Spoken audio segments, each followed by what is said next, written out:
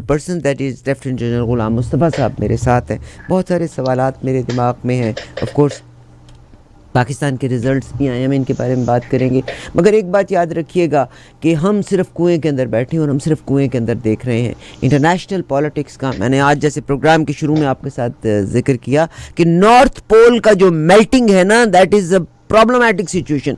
China 900 मील दूर है, मगर क्योंकि ये 8 बड़े ममालिक इर्द गिर्द जो उसकी सरहदों को, जिसमें अलास्का यूएसए के पास आ गया, कनाडा की सरहदें मिलती है, रशिया 53% उसकी सरहदें मिलती हैं।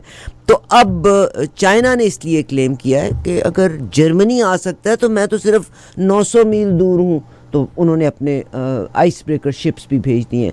तो लोग मर जाएंगे ना तो कोई फ़र्क नहीं पड़ेगा। अल्टीमेटली आर्कटिक, जहाँ पर तेल भी है, जहाँ पे यूरेनियम भी है, जहाँ पर गैसेस भी बहुत ज़्यादा मौजूद हैं, जहाँ पे मादनियात बहुत ज़्यादा मौजूद है, everybody want to capture that area. तो उसको कैप्चर करने के लिए कुर्बत की जा रही है। That's all what it is. General Ghulam Mustafa साहब मेरे साथ हैं। सर अस्सलाम वालेकुम, कैसे हैं आप? जी वालेकुम सलाम, कैसे हैं बहन, आप खैरियत सर से यू आर हैं? Looking great as always. Thank you very much for your compliments. अल्हम्दुलिल्लाह, अल्लाह का शुक्र है, खैरियत से हैं, ठीक ठाक हैं। माशाल्लाह माशाल्लाह माशाल्लाह। सर मैं सबसे पहले तो आपको लेके आना चाहती हूँ, ऑफ कोर्स पाकिस्तान में जो इलेक्शन हुआ उसमें पीटीआई ने बड़ी वाज़े बरतरी हासिल की। मगर आज जब इलेक्शन की बात हो रही है तो हमारी जितनी डेमोक्रेटिक अलायंस है उन्होंने कहा we will dictate the election date, nobody can dictate us, we will tell when the election will happen. Do you have something about that to say? देखिए, वो तो गवर्नमेंट में बैठी हुई है जो अलायंस है, इन्होंने तो यही बात करनी है, क्योंकि ये अगर कह दें कि ठीक है हम इलेक्शन पे बात करने को तैयार हैं तो इनका तो सारा मकसद ही फौत हो जाएगा। मसला और है इनके लिए। मसला ये है कि एक लेजिटिमेसी होती है जो डेमोक्रेट इस सिस्टम में जो होती डेमोक्रेसी में, वो है कि पब्लिक आपकी कितना आपको सपोर्ट कर रही है। और democracy is all about public. अगर हम इसको उस तरीके से देखते हैं तो अगर पब्लिक सेंटिमेंट एक तरफ जा रहा है और पीडीएम उसके खिलाफ खड़ी है तो फिर तो पीडीएम का जवाब वैसे ही खो देते हैं अपने लिए। दूसरा बहुत बड़ा इशू देखिए कि पाकिस्तान की जो नेशनल असेंबली है, जो हमारे सिस्टम में माखज़ होना चाहिए तमाम कवानीन का, जो भी पाकिस्तान की बेहतरी के लिए, अच्छाई के लिए जो भी काम करें, वो इज नॉट फंक्शनल। उसकी वैल्यू, चूंकि जो लार्जेस्ट सिंगल लार्जेस्ट पार्टी है विद 155 जितने भी इनका वोट्स थे, वो तो उससे बाहर है ये।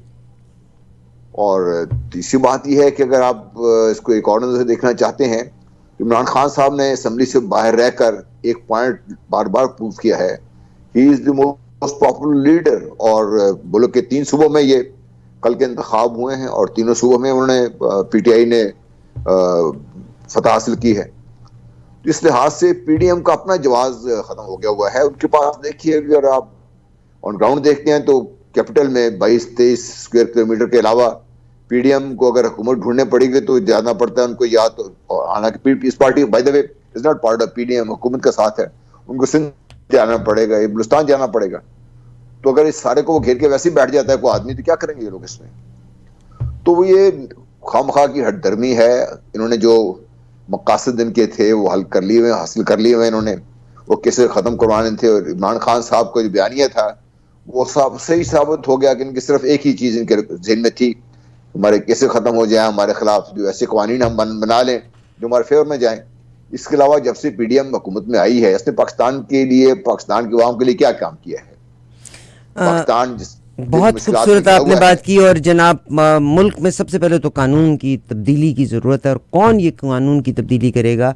आई एम नॉट अगेंस्ट इसहाक डार साहब, very educated and a fine man, मगर आप 5 साल एज ए सेनेटर मुल्क से बाहर रहते हैं और फिर आप मुल्क में वापस आते हैं और आपकी जो पिछली सारी की सारी तनख्वाह काम आपने देले का नहीं किया। This is only one example, there are very many other senators sitting out of the country. So इसका मतलब है जब जब जिसकी हुकूमत आएगी वो जाएगा, अपने हिस्से की रकम जितना काम धेलेगा नहीं किया।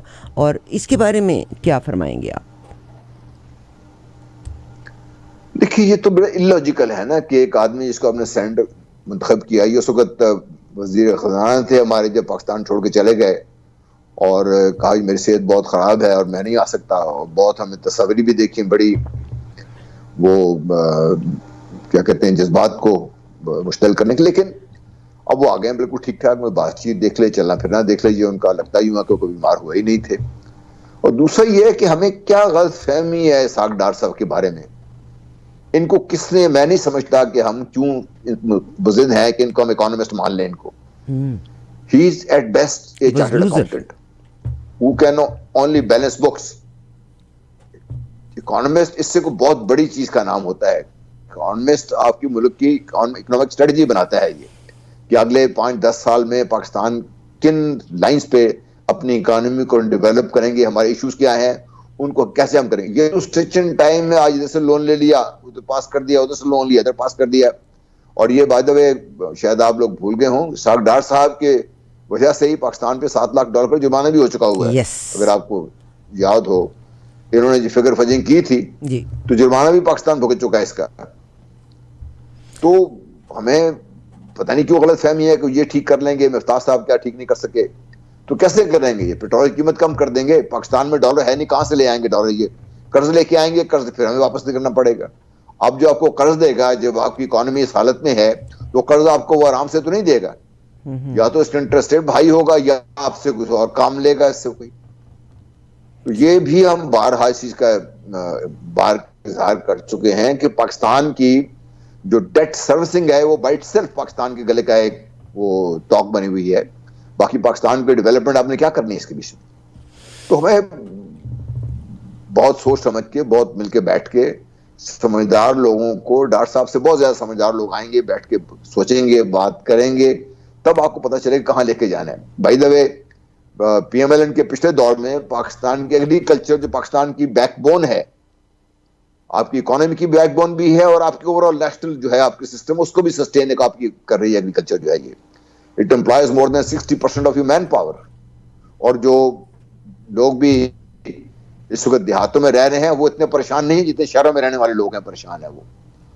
तो उसको आपकी ग्रोथ नेगेटिव में चली गई थी, आपकी कॉटन की ग्रोथ बिल्कुल जीरो जा रही थी, बहुत नीचे चली गई थी। तो इन्होंने फिर जो आपकी कॉटन बेल है उसका वेट कम करके कॉटन बेल ज्यादा बनाने के लिए कि दुनिया को बताएं हमारी इतनी बेल्स पैदा हुई हैं। तो आप मतलब इनसे रहने दीजिए, डॉक्टर साहब को गम की बात है सर मैं अगले सवाल की तरफ आने की तरफ जा रहा। मैं पाकिस्तान से निकलते हुए I will definitely take you towards the international geopolitics की तरफ आपको लेकर के चलूँगी।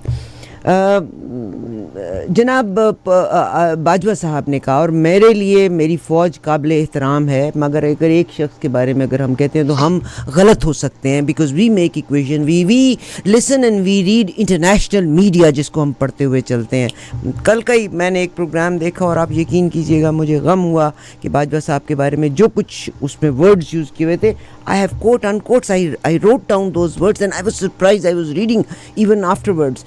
उन्होंने कहा कि we are apolitical, if they are apolitical, who appointed Tessori in Sindh, whereas the man doesn't have good record. अगर आप इस वक्त की जो गवर्नमेंट है, मोटरवे ज़मीनों का हेर फेर सारा रिकॉर्ड जल गया, कर्ज उतारो मुल्क सवारो सारा रिकॉर्ड जल गया, एलडीए के प्लॉट्स का रिकॉर्ड सारा का सारा जल गया, मेट्रो बस मुल्तान सारा का सारा रिकॉर्ड जल गया, सस्ती रोटी स्कीम सारा का सारा रिकॉर्ड जल गया, nobody can hold them accountable for. Nandipur power plant record जल गया, स्कूल जो एक स्कीम थी उसका भी रिकॉर्ड जल गया।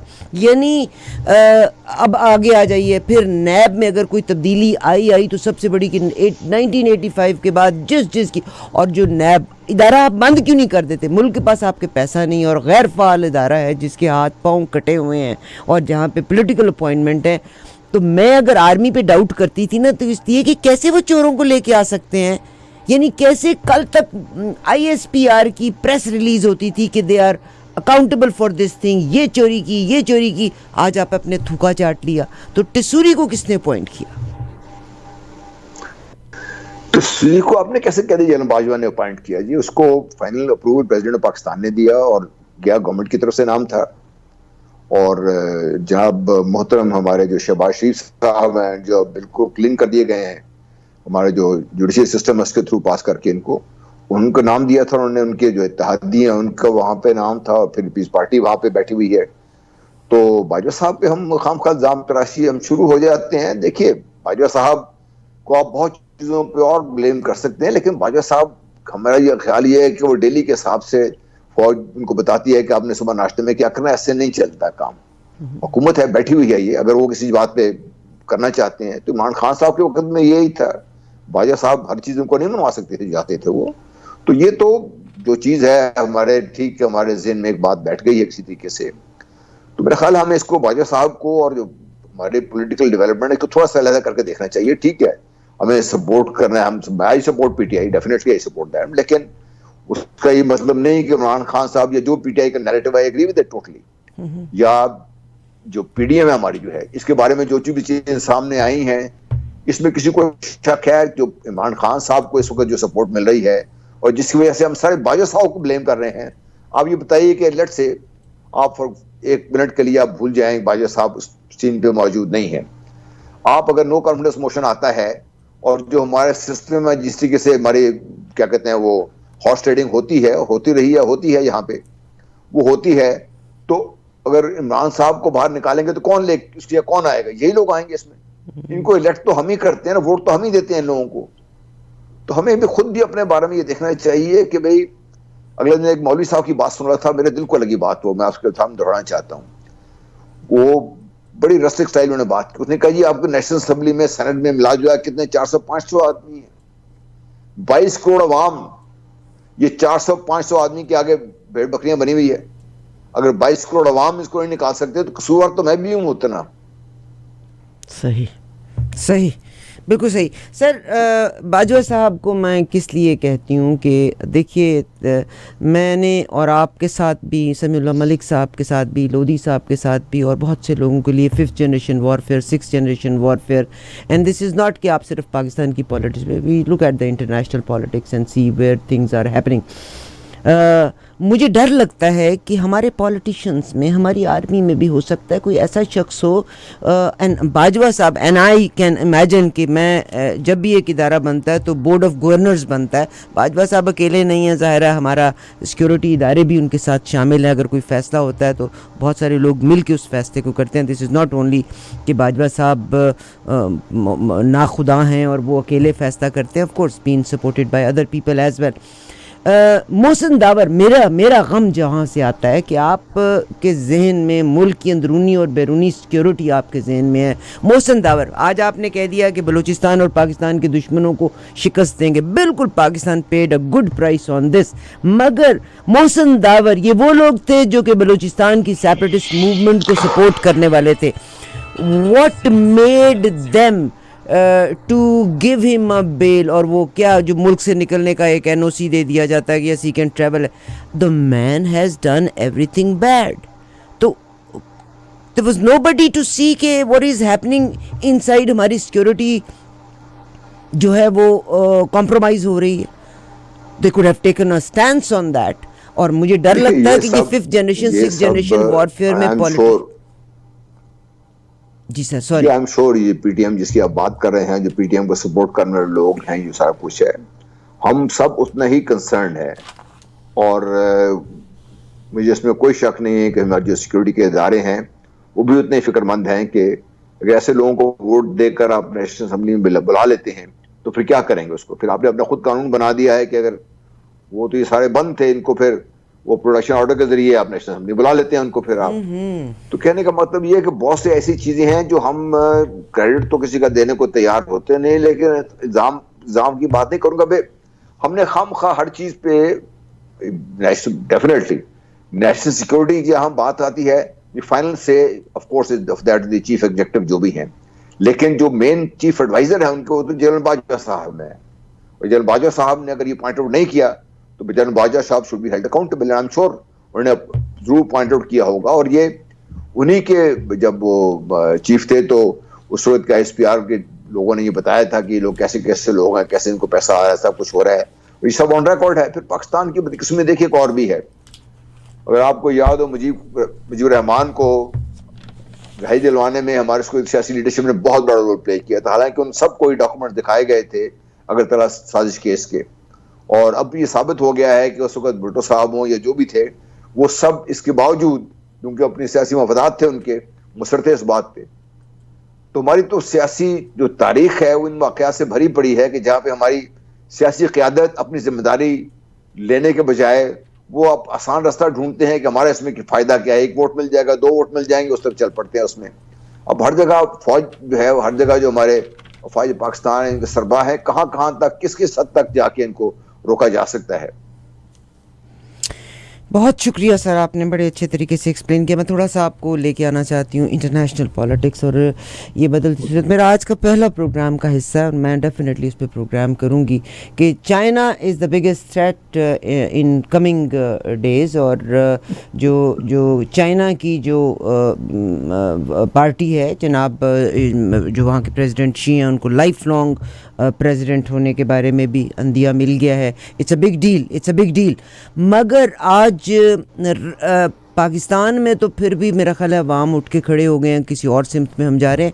ईरान का सर बड़ा दुख होता है कि ईरान आज़ाद तरीन माहौल से आयतुल्लाह ख़मेनाई आते हैं और उसके बाद ईरान ने स्टैंड्स भी लिया।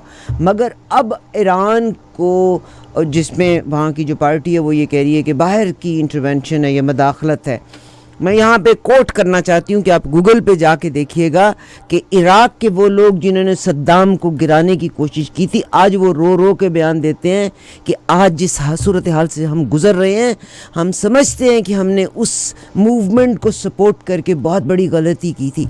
मगर आज कॉलेज के बच्चे नहीं, लड़के नहीं, स्कूल की लड़कियां इस कमेंट के अगेंस्ट आई हैं। और क्या होगा, वो कहते हैं कि to it is to unstable Iran. Would you mind to say something about it? जी डेफिनेटली।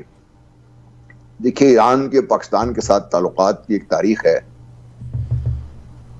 वो तो प्री हिस्टोरी भी अगर आप देख लीजिए तो हमारे ताल्लुकात एक नहज पर रहे हैं।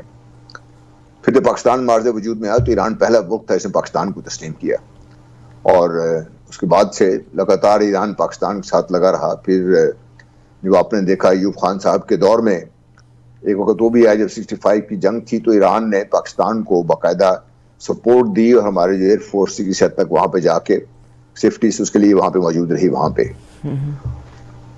लेकिन उसके बाद जब ये भी दौर आया, जब भुट्टो साहब के दौर में बलूचिस्तान में ऑपरेशन हो रहा था, तो ईरान से बाकायदा हमारे हेलीकॉप्टर सपोर्ट आई, काफ़ी स्ट्रॉन्ग सपोर्ट थी वो पाकिस्तान में।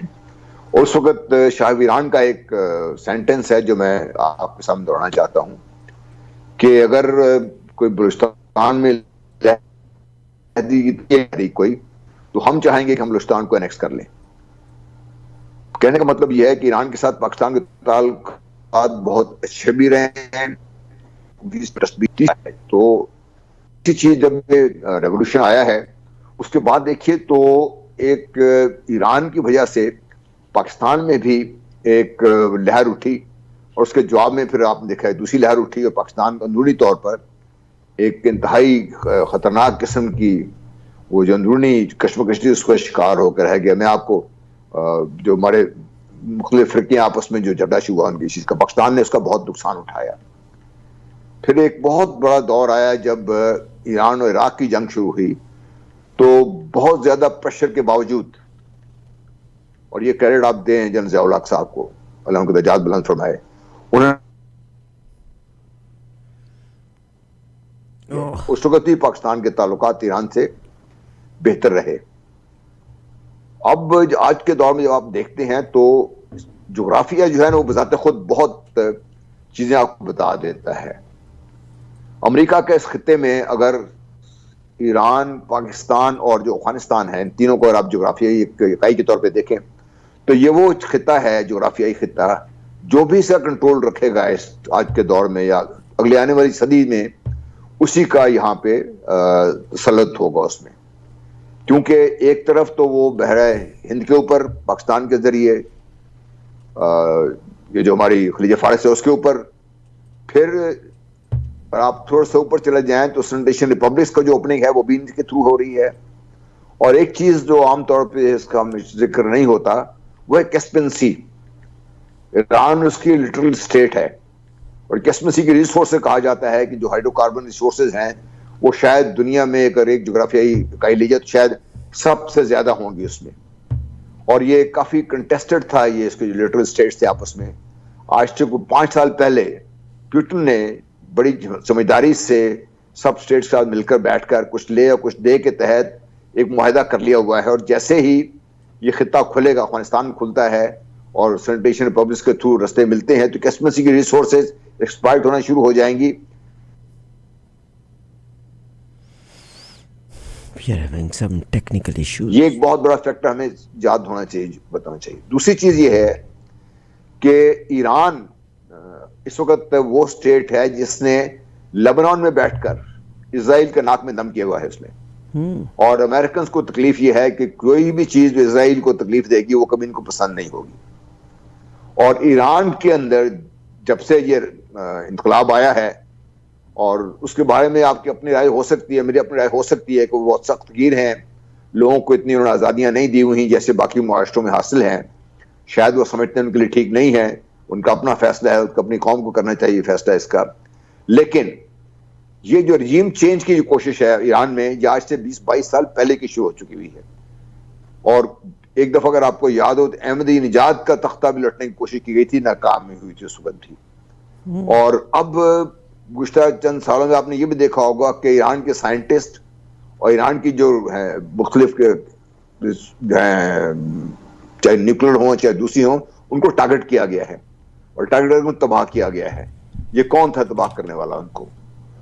तो ईरान को जो रजीम चेंज है ये इसके लिए ये सूट करता है मगरबी दुनिया को कि ईरान में एक ऐसी हुकूमत आए जो एक यहाँ पे बैठ के नंबर एक तो अरबों के खिलाफ उसी तरह इस्तेमाल होना शुरू हो जाए जिस तरीके से वो समझते हैं, क्योंकि उनका ख्याल ये है कि अरबों को भी कोई काउंटर जरूर रहना चाहिए इनकी। और चूंकि ईरान के और मिडल ईस्ट के ताल्लुकात ज्यादा इतने अच्छे नहीं रहे, अब हालांकि आपस में उनकी बातचीत शुरू हो चुकी हुई है, वो किसी हद तक आहिस्ता आहिस्ता वो सुधार की तरफ आ रहे हैं, क्योंकि दोनों को समझ आ गई है कि आपस में लड़ाई से फायदा कोई और उठाएगा, इससे उसको वहां पे इस्तेमाल करना है और इसको रूस के खिलाफ इस्तेमाल करना है ईरान को। फिर चीन का जो इस खित्ते में बढ़ता हुआ असर रसूख है, पाकिस्तान को उससे निकालना है और ईरान को उससे निकालना है। ये बहुत इंपॉर्टेंट चीज है, क्योंकि चीन ने ऑलरेडी उनके साथ जो माहदे हैं तकरीबन $450 बिलियन के माहदे भी हो चुके हुए हैं, और यहां तक बात हो चुकी हुई है अगर जरूरत पड़ी तो चीन अपनी रिसोर्स भी अपनी फोर्स भी वहां पर रखेगा। और जब ईरान पे पाबंदी है तेल की, तो चीन ने बाकायदा ये सब जो ब्लॉकेट था उसको तोड़ा है और चीन बाकायदा उससे तेल खरीद भी रहा है, भारत भी खरीद रहा है, चीन भी ले रहा है उससे तेल, उससे ले रहा है उससे। ठीक सर। तो ईरान के ये, और फिर आप मिडल ईस्ट की जो आप बात कर रहे हैं, इराक की आप बात कर रहे हैं, ये बहुत पहले से अरब स्प्रिंग शुरू हुई थी जिसमें लीबिया को तबाह कर दिया गया। आप देखिए मोहम्मद गद्दाफी से आप लाख इख्तलाफ कर लीजिए, लेकिन उनके जेरे जब हुक्मरान थे तो लीबिया एक बड़ी थ्राइविंग सर कोई कर्जा नहीं था, तालीम मुफ्त थी, लोग वेलफेयर पे नहीं थे, इट वाज। और मोहम्मद गद्दाफी को भी फिर वो ये जो वो 73-74 वो समिट होती है, उसके बाद ये 3-4 लोगों को उड़ाना मकसूद था। मेरा सर एक सवाल आपके साथ आ रहा है, यकीन आपने इसको बड़े अच्छे तरीके, वो कहते हैं ना आप मेरे हाथ आए हैं तो I just want to have answer for everything. Iran की हमने बात कर ली, आज सऊदी अरेबिया का एक जो वली जनाब शाह अब्दुल अजीज़ जिन्होंने सऊद हाउस ऑफ सऊद को कायम किया था, उनके ग्रैंडसन पोते, ग्रैंडसन नहीं हुआ ना, पोता, बेटे का बेटा पोता ही हुआ मेरा ख्याल है, उन्होंने सर जो एक बयान दिया है that is a very strange कि अगर किसी ने सऊदी सल्तनत के वजूद को चैलेंज किया तो हम सभी जहाद और शहादत के लिए तैयार हैं। और मज़े की बात है दिस इज़ ऑन ट्विटर उनका वर्ड, और he is very fluent in अंग्रेज़ी and he is very fluent in French, जिसमें उसने अपना मैसेज सिर्फ अरबी में नहीं, उसने पूरी दुनिया को कन्वे कर दिया, which is been listen and read by every language का जो बंदा उसने समझा है उसको। देखिए इससे थोड़ा देखिए, जब से इन्होंने ओपेक के साथ मिलकर सऊदी अरेबिया ने ऑयल प्रोडक्शन बढ़ाने से इनकार कर दिया, और जो बाइडेन ने यहां तक कहा था कि सऊदी अरेबिया रूस के साथ मिल गया है, तो रूस चूंकि सऊदी अरेबिया को भी इख्तियार हासिल है कि वो अपने मामलात को खुद देखे, तो इस किस्म के जो हालात होंगे तो उनका ये ख्याल ये है कि शायद ये जो अरब स्प्रिंग का एक उनका एजेंडा कंप्लीट होने वाला था, वो सऊदी अरेबिया में भी वो मसला खड़ा करना चाहते हैं। वहां पर भी उन्होंने ये मत भूलिए कि अमेरिका जहां जाता है दोस्त बाद में बनाता है, वहां पे वो अपने दोस्त पहले इसलिए बना लेता है कि उनको वो इस्तेमाल करे जब चाहे जैसे चाहे, चाहे वो पाकिस्तान हो, ईरान हो, अफगानिस्तान हो, सऊदी अरेबिया हो, कोई भी मुल्क हो इसमें, और यूएई हो इसमें, तो सऊदी अरेबिया में भी अमेरिका ने अपने इस किस्म के मामला तैयार किए हुए हैं कि अगर उनको जरूरत पड़ती है तो सऊदी अरेबिया के अंदर से भी सोच खड़ी करने की कोशिश करेंगे इसमें, और अगर मौका मिला तो सऊदी अरेबिया को ईरान के साथ झगड़ा कराने की कोशिश करेंगे। और तीसरी बात अगर आप देखिए तो आपने जो 9/11 के जो मुकदमात थे वो बाकायदा कायम करने की इजाजत दी हुई है, मुकदमात खड़े हैं वहां पे, और उनको बड़ी आहिस्ता आहिस्ता जब वो देखते हैं कि Saudi Arabia out of line जा रहा है तो फौरन उसके ऊपर कोई एक हेयरिंग हो जाती है और आगे चल पड़ते हैं। उसके ऊपर पता नहीं कितने बिलियन, कितने 100 बिलियन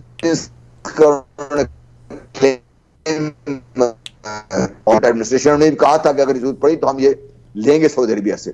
और सऊदी अरेबिया की बदकिस्मती ये है कि उन्होंने तकरीबन about $1 trillion worth of their money जो है वो इस वक्त मगरबी दुनिया में अमेरिका में पड़ी हुई लगी की लगी सैंक्शंस अमेरिका की तरह से लगी की लगी। मैं सर एक सऊदी अरेबिया के बारे में उन्होंने कहा है कि शाम में ह्यूमन राइट्स, भाई असला तुम आज तक बेचते रहे तो वो शाम में इस्तेमाल हो रहा था, आज आपको ह्यूमन राइट्स याद आ गए यूएई के लिए और सऊदी अरेबिया के लिए।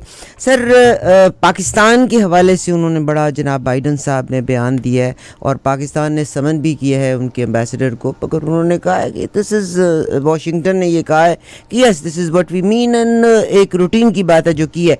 वेयर एज मैंने हमेशा पिछले कई दिनों से मैं ये कह रही हूँ तालिबान तालिबान तालिबान कहा जाता था, पाकिस्तान को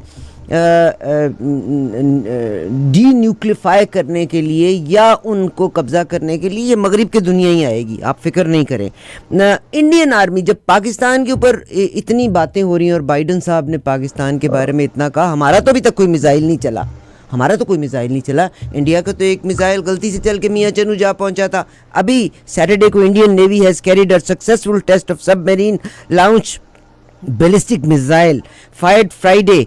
इन्होंने जो इनकी सबमरीन है एक मिसाइल फायर किया था, missile impacted the targeted area in Bay of Bengal.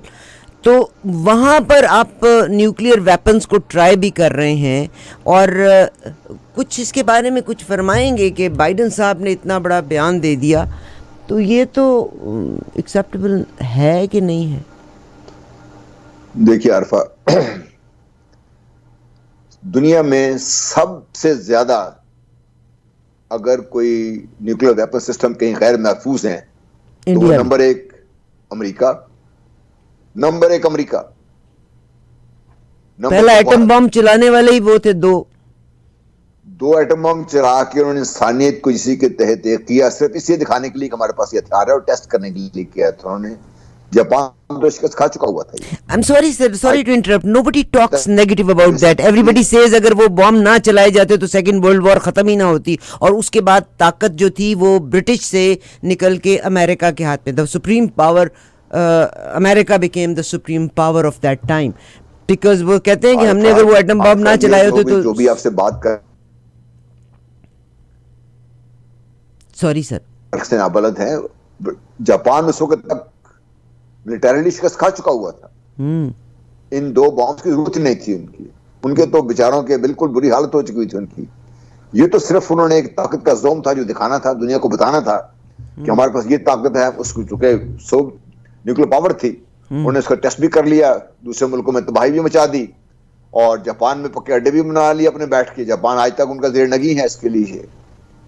Number 2, सबसे ज्यादा न्यूक्लियर एक्सीडेंट, सबसे ज्यादा, मैं ये ऑन अथॉरिटी कह रहा हूं आपसे, सबसे ज्यादा न्यूक्लियर एक्सीडेंट्स अगर कहीं हुए हैं तो अमेरिका में हुए हैं। अच्छा। नंबर 2 भारत है, जहां पे आपको जो फिसाइल मटेरियल है वो बाकायदा स्मगल हो रहा है। यूरेनियम सुना बाहर बिक रहा है में जी। यूरेनियम 3 बड़ी बड़ी कंसाइनमेंट्स यूरेनियम की पकड़ी गई हैं वहां पे। ये तो वो जो पकड़ी गई हैं, जो नहीं पकड़ी गई वो कौन से इसमें। अच्छा, अब पाकिस्तान को क्यों इल्जाम दिया जा रहा है, ऐसे वक्त में क्यों इल्जाम दिया जा रहा है? उन्होंने कहा they have nuclear weapons and they have no cohesion. Nuclear weapons एक हकीकत है पाकिस्तान के पास, नो कोहेजन क्या मतलब है उसका? कि पाकिस्तान को जो उन्होंने अनस्टेबल करना था, पाकिस्तान को अनस्टेबल करने में वो कामयाब होते जा रहे हैं। और वो बार बार उनका पहला बयान यही था कि अनस्टेबल पाकिस्तान के जो न्यूक्लियर वेपन्स है ये तालिबान के हाथ में जा सकते हैं।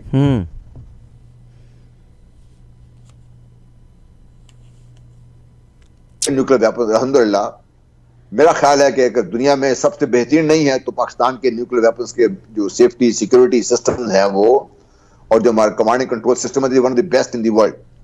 और इमरान खान साहब ने बाकायदा इसमें बाइडेन साहब को बताया भी है। सही। ये ऐसे खाली इज्जत से बयान नहीं दे दिया उन्होंने कि लोगों ने कहा जी कि भाई वो ठीक है, ऑफ द कफ रिमार्क नहीं था, ये बड़ा कैलकुलेटेड रिमार्क था। और ये रिमार्क ऐसे वक्त में दिया गया जब पाकिस्तान में एक सियासी अबतरी का आलम है, और इसमें पाकिस्तान को और प्रेशराइज करने के लिए कि पाकिस्तान को उस जगह पे लेके पहले ही खड़ा कर दिया गया। इकोनॉमिकली हम बहुत कमजोर हो चुके हुए हैं, सियासी अबतरी का आपने हाल देख लिया हमारे मुल्क में क्या हालत है, और ये पाकिस्तान को उस जगह पे लाके खड़ा करना चाहते हैं कि जब चाहे जैसे चाहे जो चाहे पाकिस्तान यस सर और आगे चल पड़े उससे। बहुत शुक्रिया सर, बहुत शुक्रिया सर, आपने बड़े खूबसूरत तरीके से एक्सप्लेन किया। मेरा एक सवाल बड़ा अजीब सा है कि यूनाइटेड स्टेट्स की अगर मैं बात करती हूँ ना, तो वेटरन्स में आफ्टरवर्ड्स जब ये वापस आते हैं, depression is very common and it's a very very very common thing. जितने जो इनके वेटरन्स हैं अब्रॉड होते हैं, and I believe it's in Canada as well, हमारी चाहे पुलिस का डिपार्टमेंट है, चाहे हमारे आर्मी के डिपार्टमेंट है, मगर अमेरिका में दिस इज़ वेरी कॉमन। माज़रत के साथ ये सवाल आपसे पूछ रही हूँ क्योंकि मुझे पता है कि आपने बड़े लेवल के ऊपर पढ़ाया भी है। क्या पाकिस्तान आर्मी में भी ये डिप्रेशंस मौजूद हैं या ये इलनेस मौजूद है?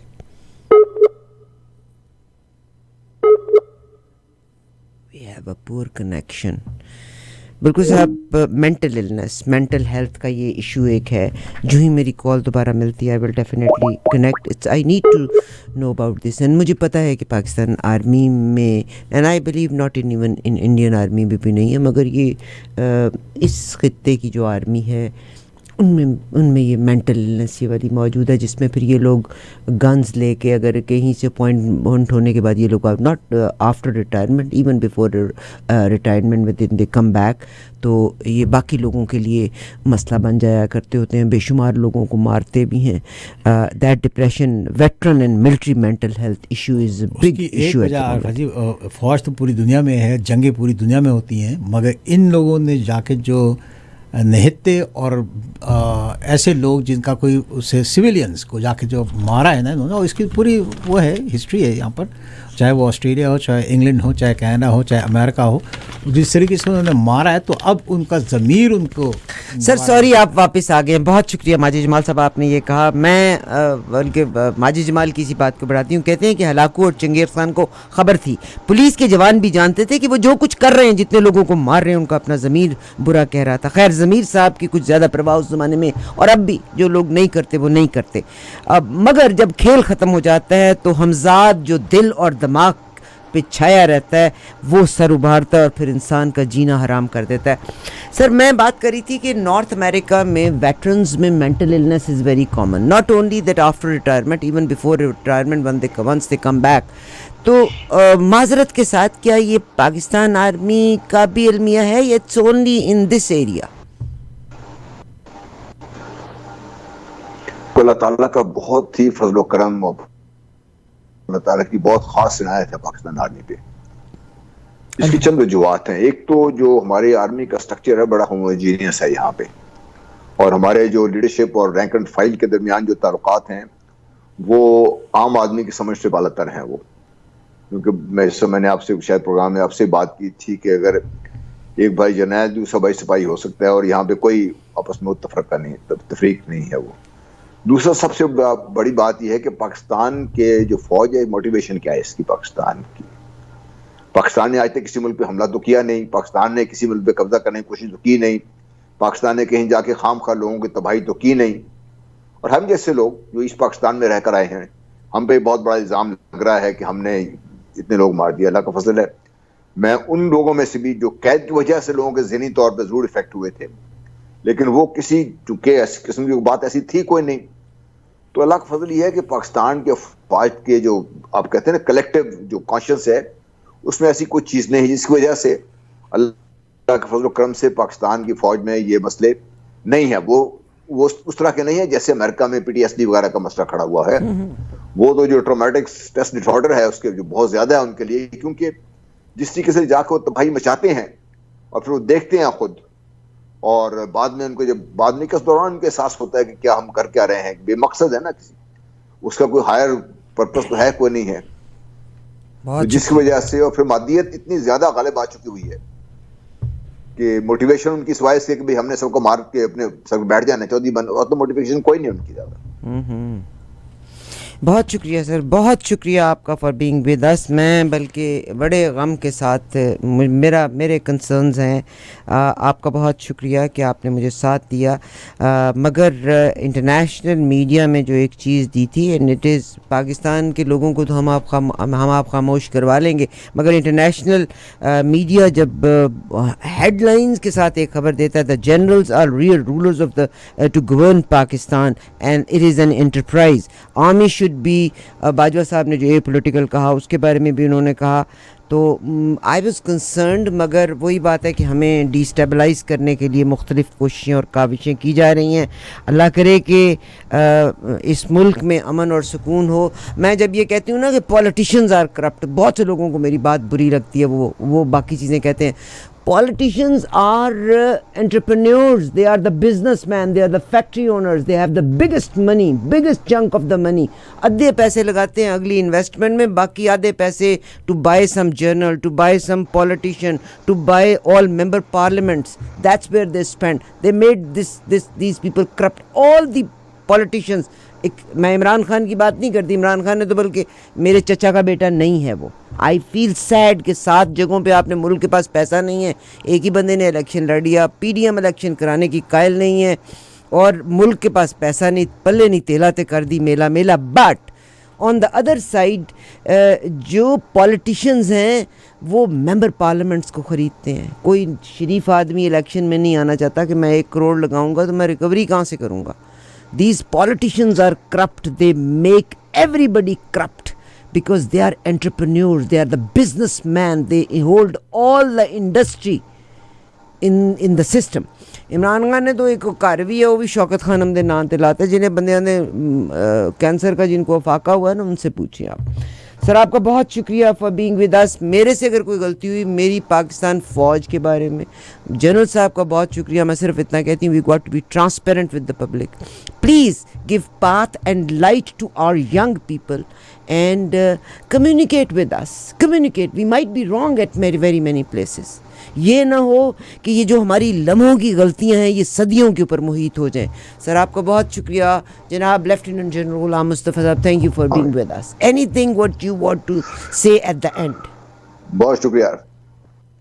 I love you and thank you very kindly. My dear, respect